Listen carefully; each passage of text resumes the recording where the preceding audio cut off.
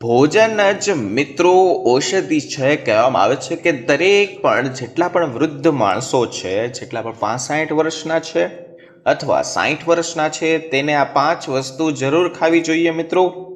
અને તમે જો આ 5 વસ્તુ ખાશો તો તમે કદી પણ બીમાર નહીં પડો, તમારે કોઈ પણ દવા લેવાની જરૂર નથી. કહેવાય છે કે તમારે જેવી જેવી ઉંમર વધતી લાગે છે, 70 વર્ષની ઉંમર પાર કર્યા પછી શરીરમાં જે કાર્ય પ્રણાલી હોય છે જે ધીમી પડવા લાગે છે અને તમારી જેટલી પણ રોગ પ્રતિકારક શક્તિ છે તે ઓછી થવા લાગે છે. તમારા હાડકાં, તમારી સ્નાયુ અને પાચન તંત્ર અંદરથી વીક થઈ જાય છે, નબળાઈ આવી જાય છે. તો તમારે એવા સમયે સાચું ભોજન જ તમારો આધાર બની શકે છે. દવાઓ પર તમારે નિર્ભર રહેવાની બદલે તમારે ખોરાક ઔષધિ તરીકે આ વસ્તુ અપનાવવાની છે મિત્રો. તો તમે સ્વસ્થ રહી શકો છો અને જીવનમાં આગળ વધી શકો છો. જીવનમાં તમને કયા કયા ફેરફાર લેવાના છે, તમે કેટલા વર્ષના છો, 60 વર્ષના, 65 વર્ષની ઉંમરના, જો તમે આ યોગ્ય 5 વસ્તુ ખાશો તો તમારા શરીરમાં એકદમ ઔષધિની જેમ કામ કરશે. મિત્રો, વિડીયોમાં પહેલી વાર આવ્યો તો લાઈક કરી નાખજો અને ચેનલને સબસ્ક્રાઈબ કરજો, જેથી કરીને અવારનવાર આવા સ્વસ્થ રહેવાના વિડીયો તમારી સમક્ષ અમે રજૂ કરતા રહીએ. આ પહેલી વસ્તુની વાત કરું તો કે દૂધ અને દૂધની બનેલી આઈટમ. હા મિત્રો, તમે 70 થી 65 વર્ષના છો તો તમારા શરીરમાં કેલ્શિયમ નથી, કેલ્શિયમના પ્રોબ્લેમ છે, તેના લીધે હાડકાં નબળા પડવા લાગે છે અને ખાસ કરીને જોઈએ તો ઓસ્કોપોરોસિસ એટલે કે હાડકાનું નાજુક થવું એવી સમસ્યા થઈ શકે છે. દૂધ, દહીં, પનીર, છાશ જેવા ડેરી ઉત્પાદનમાં માત્ર કેલ્શિયમ જ નહીં પરંતુ વિટામિન ડી હોય છે, ફોસ્ફરસ, પ્રોટીન બહુ વધારે માત્રામાં હોય છે, પુષ્કળ માત્રામાં હોય છે, જે હાડકાને પૂરેપૂરું મજબૂત બનાવે છે. અને તે તમારે કેવી રીતના લેવાનું છે ધ્યાનથી સાંભળો. તમારે 1 ગ્લાસ શું કરવાનું છે કે ગરમ દૂધ લેવાનું છે અને તમારે રોજ ડેલી 1 પીવાનું છે. ઘરે બનાવેલું દહીં જો તમે રોજ ભોજનમાં લેશો, સમાવેશ કરશો તો પણ સારું છે. પનીર પણ ખાશો તો હળવા શાકભાજી સાથે મિક્સ કરીને ખાશો તો પણ સારામાં સારું છે. અને તમારે જે લોકોને લેક્ટોઝ ઇન્ટોલરન્સ હોય તો શું કરવાનું છે, સોયા દૂધ જેવા પ્લાન્ટ બેઝને તમારે ઇગ્નોર કરવાનું છે. નંબર 2ની વાત કરું, આગળની વાત કરું તો તમારે શું ખાવાનું છે તો કે બીજ અને મેવા. હા મિત્રો, તમારી જેવી જેવી ઉંમર વધતી જાય છે તો તમારા હૃદયમાં સ્વસ્થ રહેવાના પ્રોબ્લેમ આવે છે, હૃદય ધીમું પડવા લાગે છે અથવા મગજની કાર્યક્ષમતા છે તે પરફેક્ટલી કામ નથી કરતી, તેને જાળવી રાખવી બહુ જરૂરી છે. તો તમારે શું શું ખાવાનું છે, અળસિયાના બીજ, બદામ, અખરોટ અને કોળાના બીજ. સૂરજમુખીના બીજમાં ખાસ કરીને તેની અંદર ઓમેગા 3 ફેટી એસિડ હોય છે, વિટામિન હોય છે, ફાઇબર હોય છે, ઝીંક જેવા મોટા મોટા પોષણ તત્વો હોય છે, જે હૃદય અને ત્વચા માટે અને મગજ માટે તો બહુ ખૂબ ફાયદાકારક હોય છે. હવે તમારે તે કેવી રીતે લેવાનું છે તે પણ કહી દઉં. તમારે વહેલી સવારે ઉઠીને 6 થી 7 બદામ અને 1 અખરોટ તમારે ખાવું જ જોઈએ. તેનાથી તમને ઘણો ફાયદો મળશે. અને જે અળસી છે, કોરાના બીજ છે, તેનું તમે મિક્સ સલાડ પણ બનાવી શકો છો અને તમે ગ્રહણ કરી શકો છો. અને તલના લાડુ પણ એક સારામાં સારો વિકલ્પ છે. જેટલા પણ આપણા વડીલો હતા તે તલના લાડુ ખાઈને જ આગળ વધતા હતા અને તેને કોઈ પણ જાતનો પ્રોબ્લેમ નહોતો પડતો અને તે સ્વસ્થ રહેતા હતા. અને જે લોકો છે, જે 60 થી 65 વર્ષના વ્યક્તિઓ છે, તે લીલા પાંદડાવાળા શાકભાજી તે ખાશે તો તેની અંદર શું હોય છે તો કે ફાઇબર હોય છે, કેલ્શિયમ હોય છે, આયર્ન હોય છે, તો એન્ટીઓક્સિડન્ટ્સની ખૂબ જ માત્રા તેની અંદર હોય છે.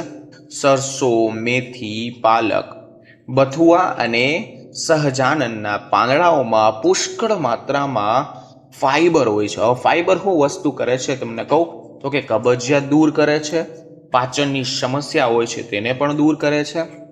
તમારા શરીરમાં લોહી ના બનતું હોય તો તે લોહીની ઉણપ જે તમારામાં નથી તો તે વધારે છે, હાડકાને મજબૂત આપે છે.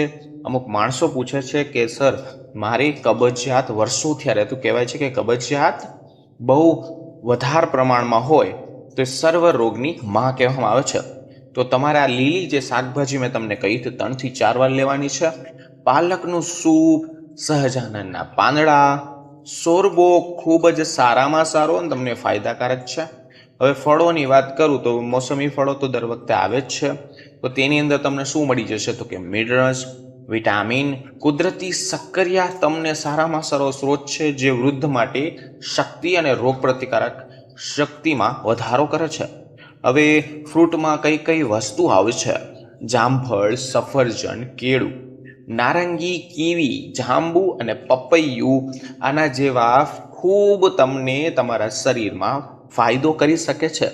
નાસ્તામાં સાંજના સમયમાં એટલે કે રાતના 10 વાગ્યા પછી ફળ નથી ખાવાના. કોઈ આડઅસર છે નહીં, પણ તમે જો રાતનું ભોજન લીધું હોય તો તેને પચવામાં વાર લાગી શકે છે. એટલા માટે 6 વાગ્યા પછી તમે કોઈ પણ ફળ ખાઈ શકો છો અથવા સવારે 10 વાગ્યા પછી ફળ ખાઈ શકો છો, કારણ કે તેની અંદર ફાઈબર વધુ માત્રામાં હોય છે. મિત્રો, ખાસ કરીને તમારે યાદ રાખવાનું છે કે જેટલા પણ ડાયાબિટીસના દર્દીઓ છે તેને વધુ મીઠાવાળા એટલે કે મીઠું ફળ નથી ખાવાનું. હવે અમુક માણસો છે જે આખા અનાજ, જાડા અનાજ જે ખાય છે તો પણ તેને કાંઈ થતું નથી. તો કહેવાય છે કે જેટલા પણ 70 વર્ષની ઉંમર પછી રિફાઇન્ડ વસ્તુઓ જેમ કે હું તમને કહું કે મેંદો થઈ ગયો, પોલિસ્ટર, ચોખાથી દૂર રહેવાનું છે. તેના બદલે તમે શું ખાઈ શકો છો કે જુવાર ખાઈ શકો છો, જવ ખાઈ શકો છો, બ્રાઉન રાઈસ જેવા જાડા અનાજ પચવામાં સરળ હોય છે. તો તમારા શરીરમાં સૌથી પહેલા વસ્તુ તમારે શું જોશે તો કે આયર્ન જોશે, મેગ્નેશિયમ જોશે અને ફાઈબર જોશે. એના તમને જોરદાર ફાયદા મળશે. તો ફાયદામાં હું તમને ગણાવું તો કે શુગરમાં નિયંત્રણ તમને મળશે, કદી પણ ગેસ નહીં થાય, કબજિયાત નહીં થાય, તમારા શરીર અંદર ઉર્જા પ્રદાન કર્યા રાખશે. હવે તમે કેવી રીતના લઈ શકો છો? નોર્મલી આપણે જેટલા પણ રોટલીમાં ઘઉં સાથે જાડું અનાજ મિક્સ કરીને તમે લોટ બાંધીને પણ ગ્રહણ કરી શકો છો. સવારે નાસ્તામાં પણ તમે ખીર લઈ શકો છો, ઢોસા લઈ શકો છો. અને તમને આગળની વસ્તુ કહું, જેટલા પણ 70 થી 65 વર્ષના વ્યક્તિ છે તેને તો આદુ અને હળદર એના શરીરમાં તો અલગ વિપરીત કામ કરે છે. આ બંને ઘરમાં મળી જાય છે, જેને ઘરેલું મસાલાઓ તરીકે એટલે કે ઔષધીય ગુણો હોય છે. હળદરમાં શું હોય છે? મોટા પ્રમાણમાં કર્ક્યુમિન નામનો તત્વ હોય છે. મિત્રો, હળદર માટે પર્ટિક્યુલર એક વિડીયો બનાવવામાં આવ્યો છે જે તમે જોઈ શકો છો, આપણા યુટ્યુબ ચેનલમાં છે જ, જે સોજાને વિરોધી એન્ટીઓક્સિડન્ટ ગુણથી ભરેલો છે. આદુ તમારું જે પાચન શક્તિ, જે પચાવ કહેવામાં આવે છે તેને સુધારે છે, સોજો ઘટાડે છે, શરદી ઉધરસમાં રાહત આપે છે. તમે હળદર ગમે તે રૂપે લઈ શકો છો, તમે શાક દ્વારા લઈ શકો છો અથવા દૂધમાં હળદર નાખીને પીવો એટલે તેને ગોલ્ડન મિલ્ક તરીકે તમને ઓળખાવે છે. સવારે તમે આદુનો નાનો ટુકડો જો મધ સાથે લેશો અને દાળમાં પણ નિયમિત તેનો ઉપયોગ કરશો તો તમને સારા ફાયદા જોવા મળશે. તમને જેટલા પણ શરીરના દુખાવા છે તેમાં તમને રાહત મળશે. હવે જે વસ્તુ કહું કે દળો અને અંકુરિત અનાજ, હવે તમે કહેશો કે એ વસ્તુ શું છે તો કે પ્રોટીન શરીરમાં મરમત એટલે કે સ્નાયુને ખૂબ જ જરૂરી છે. જે લોકોને પ્રોટીન શરીરમાં વધારે પ્રમાણમાં હોય છે તેને સ્નાયુના દુખાવા, હાડકાના દુખાવા અથવા પગના દુખાવા નથી થતા. તો તેને શું ગ્રહણ કરવાનું છે? મસૂર ખાવાની છે, ચણા ખાવાના છે, મગ ખાવાના છે, રાજમા ખાવાના છે. ઉડદ જેવી દાળોમાં પુષ્કળ પ્રોટીન, આયરન, ફાઈબર હોય છે. તો અંકુરિત અનાજમાં એક્ઝામિનનું પ્રમાણ પણ વધે છે, જેનાથી પોષણ તત્વોનું શોષણ વધુ સારું થાય છે. મિત્રો, તમારે કેવી રીતના લેવાનું છે? રોજ બપોરે કે રાતના ભોજનમાં 1 વાટકી જરૂર સામેલ કરો. નાસ્તામાં મગ કે ચણાને તમારે સામેલ કરવાનું છે. અનાજમાં લીંબુ, હળવો મસાલો નાખીને તમે ખાઈ શકો છો. તમને જરૂર સૂચના કહું તો ખૂબ પાણી પીવાનું છે. જેમ જેમ ઉંમર વધતી જાય છે તેમ તમને તરસ ઓછી લાગે છે. તો તમારે વધારે પ્રમાણમાં પાણી જો તમે ગ્રહણ કરશો તો તમને કદી હેરાનગતિનો સામનો નહીં થાય. મિત્રો, આથી ટિપ્સ જેટલા પણ 70 થી 65 વર્ષના વ્યક્તિઓ છે જેને દવાની જગ્યાએ આ બધી વસ્તુ ટાઈમે ખાશો તો તેને દવા લેવાની જરૂર નહીં પડે. મિત્રો, વિડીયો સારો લાગે તો વિડીયોને લાઇક કરી દેજો, ચેનલ સબસ્ક્રાઇબ કરી લેજો. ફરી મળીશું નવા વિડીયો નવા ટોપિક સાથે. ત્યાં સુધી બધાને મારા હર હર મહાદેવ.